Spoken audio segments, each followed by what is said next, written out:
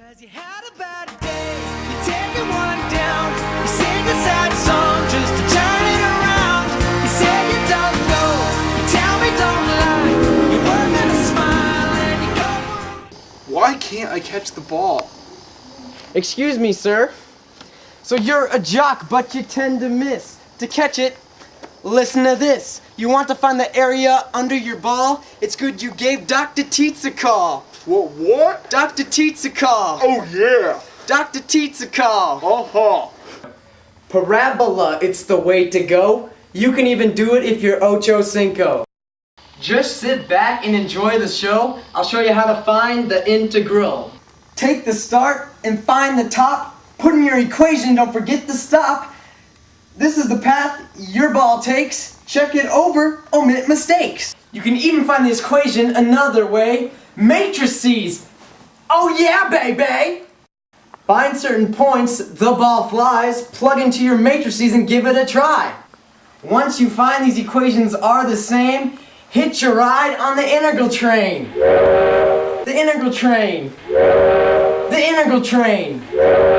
Find the antiderivative of your path. Plug in those x values. You're done at last. Now that you found the area under your throw, 736 square feet, you can catch the ball just like ocho cinco. Just like ocho cinco. Just like ocho cinco. Check it, yo. 736. Now I can catch the ball. Thanks, Dr. Teets.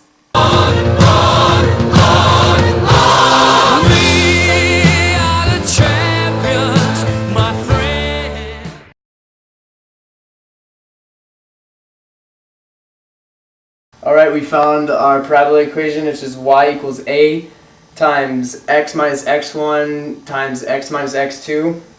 Then we use our endpoints, so y equals a times x minus 0 times x minus 48. And then we plugged in the apex of our parabola, which was 2420. So we put 20, then minus the 6 of how tall Alex and I are, and that equals 14. So that equals a times 24 times negative 24, because 24 minus 48. So 14 equals a times negative 576. 14, and then we got a to equal negative 14 over 576, which is a also equals negative 7 over 288. Alright, then we put negative 7 over 288 into our a, and we put it back into the original equation. And then we put in our endpoints, so 0 is not going to matter, and then so it's going to be y equals negative 7 over 288 times x minus 48. And that simplifies to y equals negative 7 over 288 times x squared minus 48x. And then y equals negative 7 over 288 x squared plus 336 over 288, which also equals 76x. So and your final equation is y equals negative 7 over 288 x squared plus 76x plus 6. That 6 comes from the 6 we subtracted from our height because of the football players.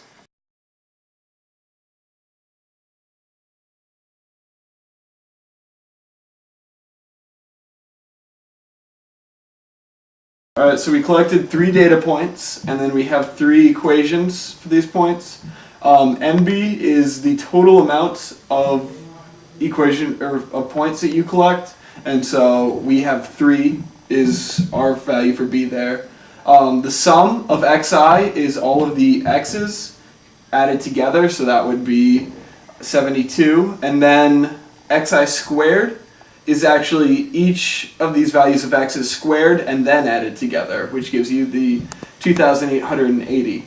And so you do these 3 different equations, and then you find all of these you find these system of equations. You can use substitution, elimination, and there's even a handy-dandy little calculator method for you doing so that it will just solve it for you. And then you use that to find the actual equation of the parabola, which is here.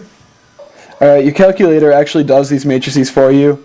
You go to second inverse x, which is matrices, and then you need a 3 by 3 because we have three numbers over here, and then 3 by 1 for your answers. And so you go over to edit, you go to 3 by 3, you can change these if you don't need a 3 by 3. You input all of the variables, and then you go to quit.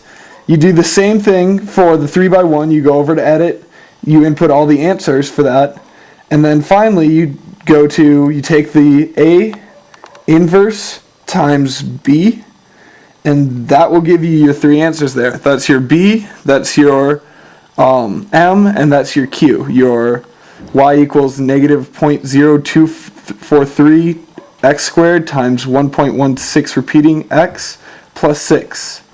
And if you need them in fractions, you go to math, fraction, and then they'll give you all the fractions.